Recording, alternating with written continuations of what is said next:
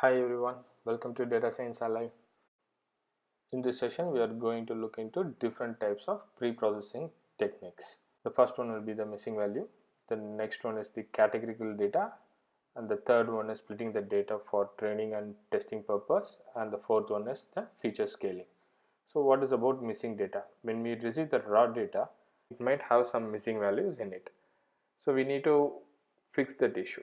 So there are different type of data are available. One is the categorical kind of data, and next one is regression type of data.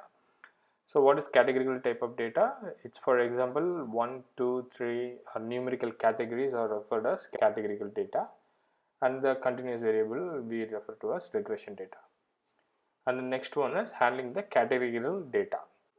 In general, the categorical data comes in a string format. For example, male, female, yes, no. When we receive those kind of categorical data, we need to convert those categorical data into a numerical format so that the machine will be able to understand the data.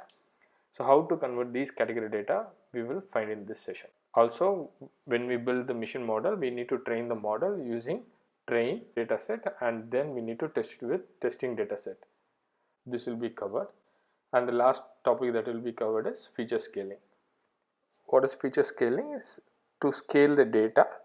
There are two types of scaling methods are used within the machine learning. One is normalization and the next one is standardization. This also will be covered within the data pre-processing topics.